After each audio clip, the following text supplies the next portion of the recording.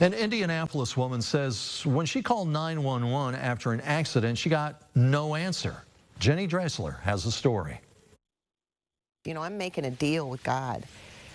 And I'm like, this really, oh my gosh, this really could be it. It's a situation Carrie Petty never thought she'd be in. She crashed her bike while riding on a trail with her husband near 86th and Fall Creek on June 4th. Carrie hit her head, shattered her wrist, and broke the bones in her arm. He called 911, and he just stopped and turned white, and he said, Carrie, I can't get through. Carrie says her husband called a second time and got a recording. That's when he ran to get help. He found a neighbor who also called 911 and couldn't get through. The neighbor tried again and got a recording. The third time, he used a satellite phone and finally got through. That means 4 separate times calls for help went unanswered. Nobody else needs to lie on a pavement for 10 minutes bleeding out and knowing what's next. You know, is anybody coming to help me?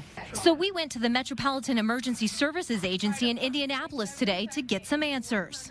To 120. Mark Brown, the director of the 911 Communications Center, says this never should have happened, and they aim to answer calls within 1 minute. And we definitely want to give special attention, pay attention, do everything we can to get that call taken care of and get them the help that they need.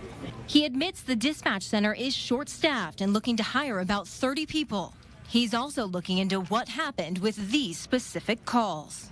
We're doing our due diligence to make sure we've covered every avenue and looked at everything. I was always told anything man-made is bound to fail and can fail, so we're looking at the call system, we're looking at the staffing and everything we possibly can. We're much better at taking care of people in this city than this, and I don't want anybody to have to go through this again.